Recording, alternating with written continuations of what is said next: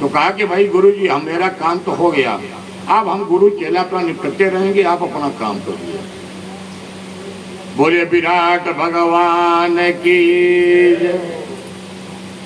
भगवान ने अभी बटुबामन बन करके आए थे और भगवान ने एक चरण में नीचे से ऊपर तक नाप लिया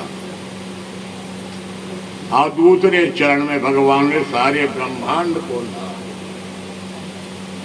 3 पग का संकल्प है। 2 ही पग में भगवान नारायण ने विराट स्वरूप बन करके नाप लिया। सुखदेव जी कहते राजन परीक्षित, भगवान ने 2 पग में नाप के खड़े हो गए। कहो राजा वाले संकल्प 3 पग का हुआ।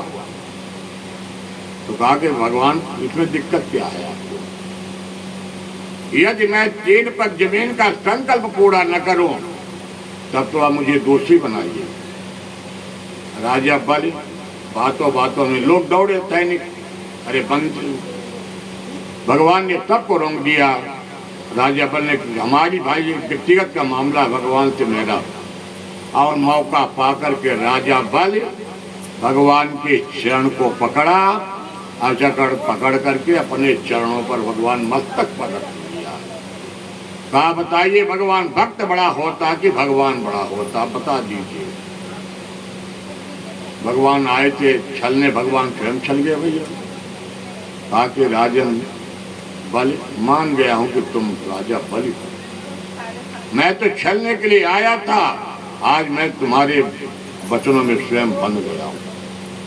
कहा कि प्रभु ये सारी संपत्ति वैभव को कौन बनाया, आप निर्णय कर दीजिए। आज सुखदेव जी कहते राजन परीक्षित, उस समय देखिए कितना बड़ा विचित्र दृश्य रहा होगा।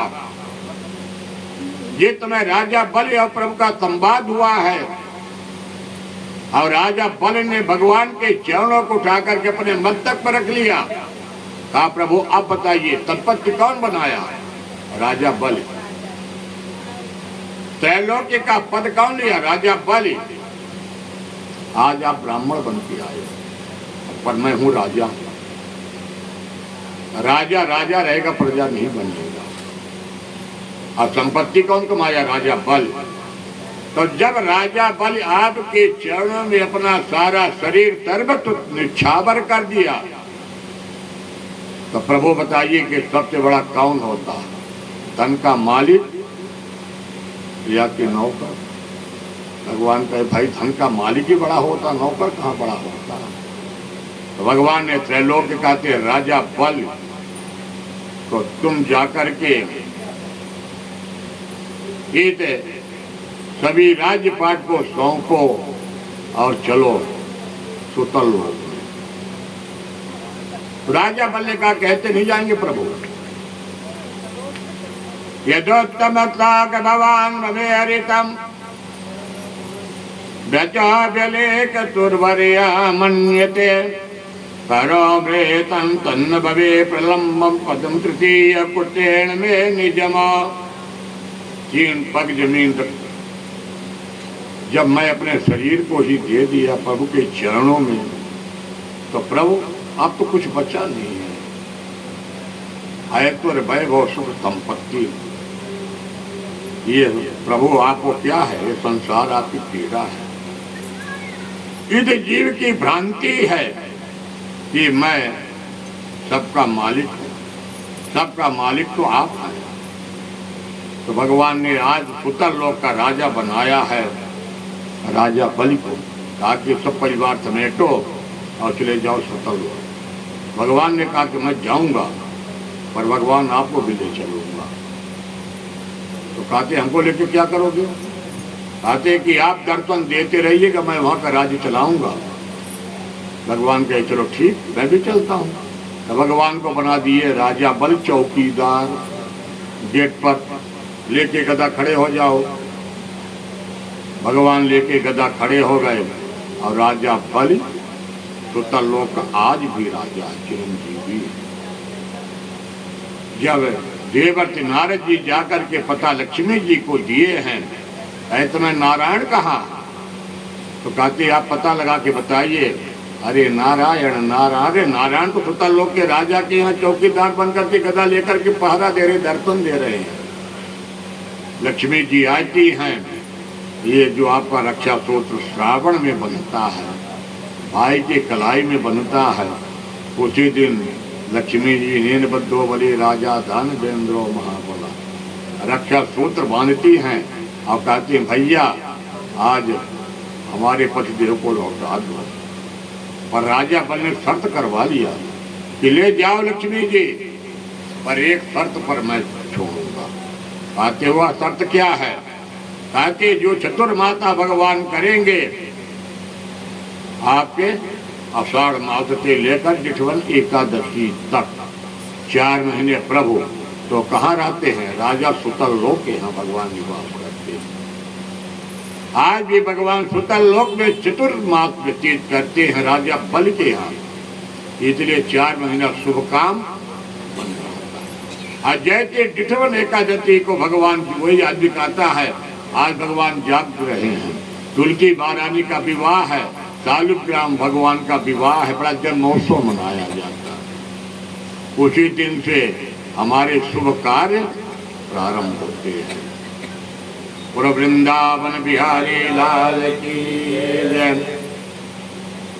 इसमें भगवान सत्यव्रत महाराज जी की मत्स्यावतार का भी भगवान ने दर्शन दिया और मत्स्यावतार भगवान ने दर्शन पा करके आज अपने जीवन को धन्य किया। बोले मत्स्यावतार भगवान की जय। सुखदेव जी कहते राजन परीक्षित, कथा तो मैं आपको सुना दिया।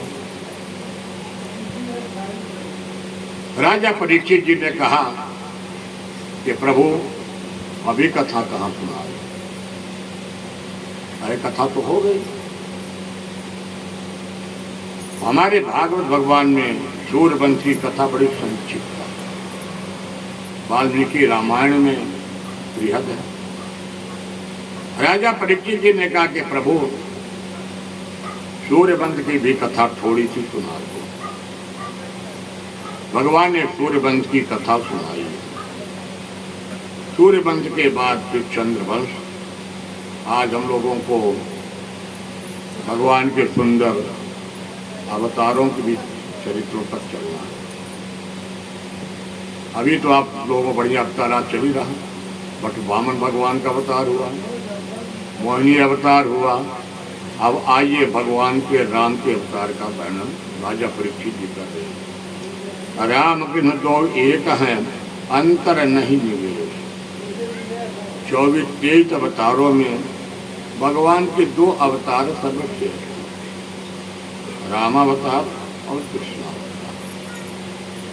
रामावतार में भगवान इनके नयन गंभीर, प्रभु राम के नयन बड़े गंभीर हैं और हमारे कन्हैया चपल हैं, अंतर। आइए हम लोग प्रभु रामावतार के कथा में प्रवेश करते हैं। ब्रह्मा के, नारायण के पुत्र ब्रह्मा हुए, ब्रह्मा के पुत्र मारीच हुए, मारीच के पुत्र कश्यप हुए। यहीं से सूर्यवंश प्रारंभ। सूर्यवंश का नाम एक विवस्वानु भी है, जिसमें वैवस्वत मनु राजा सुद्युम्न महाराज जी हुए और शिव जी के अपने गलती के कारण इनको स्त्री योनि में जाना पड़ा। फिर कुछ दिन के बाद आत्मग्लानि होती है और उन्होंने अपने शरीर को त्याग दिया। एक सरियाती भी राजा इसी कुल में हुए। सरियाती राजा बड़े प्रतापी राजा हुए। सरियाती महाराज की एक कन्या था जिनका नाम तो कन्या था। एक बार महाराज सरियाती जी जंगल में जाते हैं वन विहार करने के लिए। सभी को सचेत करते सरियाती महाराज जी की इस जंगल में प्रत्यक्ष और परोक्ष ऋषि मुनियों का वास है, किसी प्रकार से कोई व्यवधान न हो। महाराज प्रजाति जी की बिटिया जिसका नाम सुकन्या, सुकन्या ने एक बहुत बड़ा दिमौटा देखा। ये तो दिमौटा के अंदर कौन थे? महामुनि च्यवन जुगनू जैसे प्रकाश आ रही थी। वह सुकन्या अनजान में जाकर के किसी नोकीले पदार्थ तो जहाँ से प्रकाश हो रहा था, आलोकित हो रहा, वहां कांटा डाल देती और कांटा जैसे डाल देती है, महामुनि च्यवन जी की नेत्र खंडित हो गया। जैसे नेत्र खंडित हुआ, च्यवन महामुनि के प्रताप के कारण समस्त राजाओं के आवागमन बंद हो गया। अपने गलती को स्वीकार करते हुए कन्या बताती, पिताजी मैंने एक गलती किया। ये जो दिमौटा है इसी में जुगनू जैसे प्रकाश आ रहे हैं और मैंने एक नोकीले कांटा को डाल दिया है। सरियाती राजा ने बड़ा अन्याय विनय किए। च्यवन महामुनि प्रसन्न हुए, प्रकट हो गए, पर च्यवन महामुनि ने कहा कि मेरे जीवन का फांसी दे दो, अपनी बिटिया से मुझे ब्याह कर दो। बेचारे क्या करें? सरियाती महाराज जी ने अपनी कन्या का विवाह किया। विवाह करके अपने आश्रम को लौट गए और वह कन्या पति की सेवा करते करते अपने पति महामुनि च्यवन जी को प्रसन्न कर लेती। सुकन्या ने जैसे अपने पति को प्रसन्न किया, आज अश्विनी कुमारों को बुलाया गया और अश्विनी कुमार समस्त औषधि को लेकर के आए हैं। कुंड में बना करके महामुनि च्यवन जी को स्नान कराया गया। औषधियों के माध्यम से महामुनि एक नव यौवन जीवन प्राप्त किए। नेत्र में ज्योति आ गई, पूरे इनका शरीर का ही कायाकल्प हो गया है महामुनि च्यवन जी का। कुछ काल के बाद जब सरियाती राजा दर्शन करने के लिए आए, अपने दामाद को नहीं पहचान पाए। महाराज सरियाती जी अपने कन्या को बहुत इतराज हुए और महामुनि च्यवन जी पर मुस्कुरा रहे, क्योंकि हमारी जो बेटियां होती दो कुल को पवित्र करती हैं। यहाँ पर महाराज सरियाती जी कह रहे हैं, कन्या जब अपने पिता के घर से विदा होकर के अपने ससुराल जाती है तो ससुराल पक्ष उसका द्वितीय ही घर कहलाता है, यानी अपने जीवन के नए घर में प्रवेश कर रही है कन्या। यहाँ पर कहते हैं यदि कन्या अपने मर्यादाओं को ख्याल नहीं किया तो दो कुल जाकर के डूब जाता है। पर यहाँ पर च्यवन महामुनि विदुरा रहे हैं। गुरु पिताजी नाराज हो रहे हैं, कहे पिताजी मैं आपकी मर्यादाओं को ख्याल रखा, आप यही जमादा साहब बैठे तो हैं, मैं विश्वास नहीं मान सकती। अश्विनी कुमारों को बुलाया गया और अश्विनी कुमारों ने प्रमाण दिया कि मैंने ही महामुनि च्यवन जी का कायाकल्प किया। तब महाराज सरियाती जी प्रसन्न होकर अपने कन्या को आशीर्वाद दिए, हमारी ऐसी कन्या दो कुल को पवित्र करती है। इसी कुल में अम्बरीश महाराज जी हुए हैं। अम्बरीश एक बड़े प्रतापी राजा हैं और जिन्होंने एकादशी का व्रत करते हैं। एकादशी आज कार्तिक महीना की एकादशी है।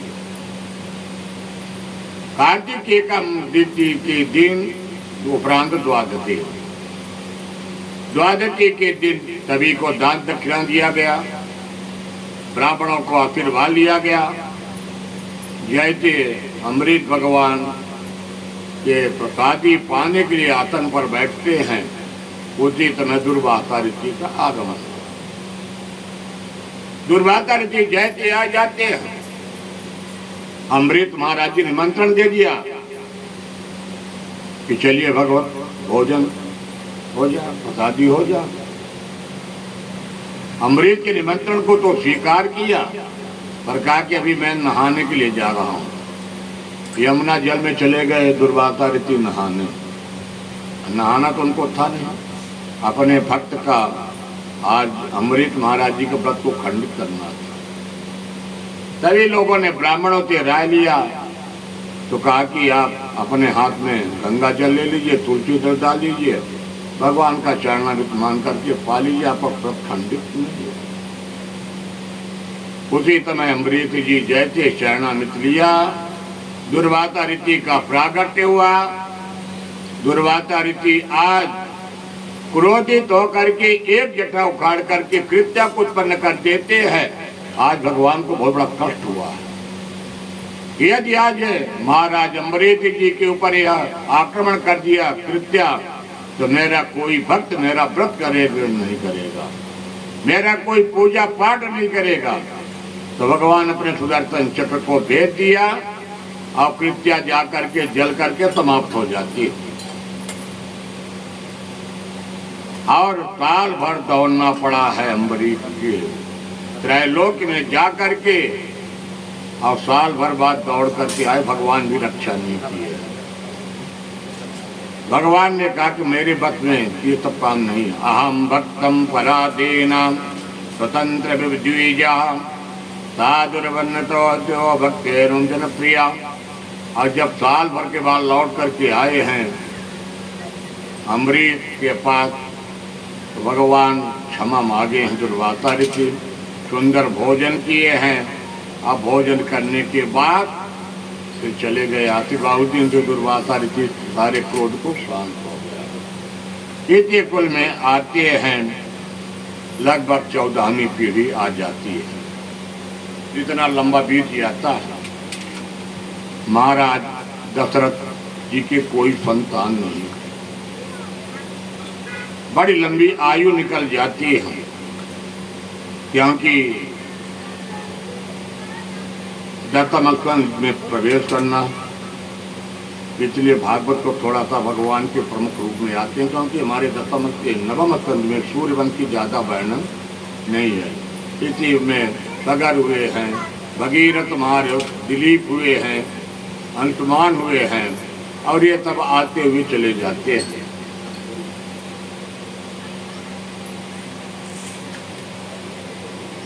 चौदहवीं पीढ़ी में प्रभु राम आते हैं। आज भगवान महाराज दशरथ जी को कोई पुत्र नहीं, बड़ी चिंता हो जाती है। गुरुकुल वशिष्ठ महाराज जी के पास जाते हैं, कहते गुरु जी कोई उपाय करिए कि मेरे सूर्यवंश क्या समाप्त होगा।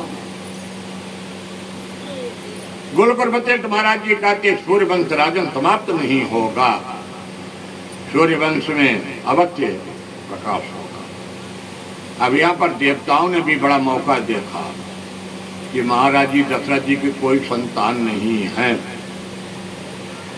तो महाराज दशरथ जी की कोई संतान नहीं है, तो एक कार्य होगा। आज प्रभु अपने मानव शरीर को इस धराधाम में पधारने के लिए अवतरण लेंगे। देवताओं का भी कार्य सिद्ध होगा। राक्षस राज रावण की अत्याचारों से मुक्ति मिलेगी, महाराज दशरथ के भी मनोरथ को पूर्ण होगा। इस तरह से पुत्र कामेट नाम का यज्ञ गुरु वशिष्ठ जी ने करवाते, और उस यज्ञ के माध्यम से अग्निदेव प्रसन्न हो जाते। साक्षात हाथ में खीर का कटोरा अग्निदेव लेके आए हैं। तो प्रथम भाग माँ कौशल्या को दिया गया, फिर आधे में 2 भाग बनाया गया, एक भाग सुमित्रा और एक भाग गुरुकुल वशिष्ठ महाराज जी नियम भी बता दिया कौशल्या महारानी को कि नियम में रहना। आ जाइए साल भर बाद चैत्र शुक्ल पक्ष आया है, अभिजीत मुहूर्त आए हैं, नवमी तिथि मधुमास पुनीता शुक्ल पक्ष अभिजित हरि प्रीता। चैत्र मास के शुक्ल पक्ष नवमी तिथि अभिजित मुहूर्त ठीक 12 बजे कौटिल्य जी के महल में राघवेंद्र सरकार का आज प्रागट्य हुआ। बोले राघवेंद्र सरकार की कतंक चक्रम तकरीट कुंडलम चपीत वस्त्रम तरतीर्वहेक्षलम चार वक्षस्थल कौतुक नमामि प्रीतनम तीर्था चतुर्भुजम। भगवान चतुर्भुज रूप में आए। शंख चक्र गदा पद्म। माता कौशल्या ने दर्शन किया है चतुर्भुज रूप का। और माता कौशल्या ने दर्शन करके कहा कि प्रभु आप तो बढ़िया रूप आए हैं, पर आप इस रूप की मुझे जरूरत नहीं है। माता कौशल्या कहती मुझे जिस रूप की जरूरत है आप मेरी कहा करिए। तो माता कौशल्या क्या कहती है? माता पुनि बोली तो मति डोली तजऊं यह तात यह रूपा। कहती राघव शंख को त्यागो, चक्र को त्यागो, पीतांबरी को त्यागो। तो क्या करें मैया? तो की जय तित लीला अति प्रियति लायह तो क्या परम अनूपा। तो कहते हैं कि लो भैया मैया चतुर्भुज रूप को मैंने व्यतीत किया हूँ। भगवान ने शंख चक्र गदा पद्म को सबको वापस कर दिया। तो क्या कहते हैं कि आप छोटे से बालक बन जाओ, मेरी गोद में आ जाओ। तो आज भगवान माँ के कौशल्या के गोद में आ गए हैं। अब मैया क्या करूं? आज कौशल्या माँ ने कितने वात्सल्य है कि पहले आप अपने आयुध को त्यागो, शंख चक्र गदा पद्म को, ये सब वापस कर दो। फिर आप छोटे से बालक बन जाओ। आप बालक बन गए, मेरे गोदी में भी आ जाओ। गोदी में भी आ गए तो कहते मैया आप क्या करें? तो सुनी बचन सुजाना रोदन ठाना मोहि बालक तुर भूपा। कहते कि एक बार रो दो, क्योंकि बालक जब रोता सोचा गृह में बड़ा सुर बांधा जाता। तो भगवान कहे कितना रो दे? तो मैया कहती है कि रोइए। तो भगवान इतना रो दिए कि सारे अवधपुर में पता चल गया। आज देवताओं के आकाश मंडल में भीड़ लग गई है कि चलो चलो आज राघव का प्रागट्य हो गया है। कहा? सूर्य वंश में महाराज दशरथ जी के यहाँ। यह चरित जो गावहि हरिपद पावहि परहि न भव कोपा। आइए हम लोग भगवान के 2 लाइन में स्तुति कर लेते हैं, क्योंकि आधे घंटे थोड़ा सा गाड़ी लेट चली, आधे घंटे आप तो लेट बैठे भी है, क्योंकि भगवान का जन्मोत्सव ही शुरू है। तो पहले राघव आ गए, फिर कन्हैया आएंगे। तो श्री रामचंद्र कृपाल भज मन हरण भव भय दारुणम नव कंज लोचन कंज मुख कर कंज पद कंजारुणम कंदर पे गणित अमित छवि नवलील नीरज सुंदरम पट पीठ मानव तड़ित रुचि सुचि नवमी जनक सुतावरम। यहाँ पर नवमी तिथि में मधुमास मिलता। हमारे राघव जी यहाँ प्रकट हुए हैं और आज जनक जी के यहाँ सुनैना महाराज जी के यहाँ कौन प्रकट हो गए हैं? हमारी किशोरी जी। सपट पीठ मानहु ताड़ित रुचि कुचि नवमी जनक सुतावरम। आज यहाँ पे ताड़ुका इत्यादि के उपाय करना है। देवताओं ने कहा कि जल्दी से किशोरी जी भी पधारे। तो भज दीन बंधु दिनेश व दैत्य वंश निकंदनम। आज समस्त देवता लोग जल्दी यार क्या सो रहे हो, चलो जल्दी से राघव की सुंदर स्तुति करो, मृदंग लो, बाजे लो। भजु दीन बंद दिनेश दानव दैत्य वंश निकंदनम। रघुनंदयानद कंद कौतल चंद दशरथ नंदनम। शिर मुकुट कुंडल तिलक चारुदा अंग विभूषणम। आजान भुज सर चाप संग्राम जित खर दूषणम। सब पहले घोषणा हो गया। राघव जी के प्रागट्य में तब घोषणा कर दिए स्तुति में ही, ये राघव आएंगे, हर दूषण का भी समाप्त होगा, किशोरी जी आएंगी तो ताड़का का भी वध होगा। बताइए स्तुति में कहाँ छिपा है? ये कहते कैकेयी माई ने अन्याय किया है, यही न कहते हैं कि कैकेयी ने 14 वर्ष का वनवास दे दिया राघव को। पर हमारा यहाँ पर हम आप सभी स्तुति प्रतिदिन स्तुति करते हैं। स्तुति में यहाँ पर तो पहले से कह दिया कि आनंद कंद कौतल चंद दशरथ नंदन। शिर मुकुट कुंडल तिलक चारु दारु अंग विभूषणम। ताजान भुज सर चाप संग्राम जित खर दूषणम। तेति बदति तुलसीदास शंकर तेत मुनि मनरंजनम। मम हृदय कंज निवात कुरु कामादि कल तल गंजनम। बोलिए राजा रामचंद्र भगवान की जय। तबद घर आनंद भयो जय राजा राम की। अवध घर आनंद भयो जय राजा राम की। कौटिल्या के लाला भयो जय राजा राम की। अवध घर आनंद भयो जय राजा राम की। मात दिवत दिवत पुण्य मरम न जाने कोय। महीना भर भगवान का जन्मोत्सव चला। समय आया,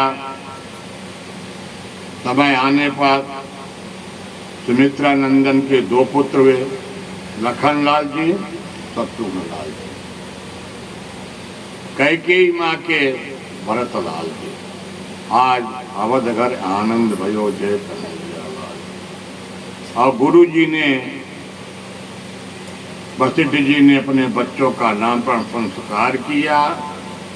आज वशिष्ठ जी के नेत्रों से अश्रु धाराएं प्रवाहित हो रही हैं कि मैं कितना बड़ा भाग्यशाली हूँ कि आज मुझे परम ब्रह्म परमात्मा का नामकरण संस्कार करने के लिए परम सौभाग्य मिल रहा है। जन्म जन्मांतर कल्पांतर यह कितने लाख लाख योनियों में संत महामुनि जाते जाते शरीर छूट जाता है, प्रभु का दर्शन नहीं मिलता है।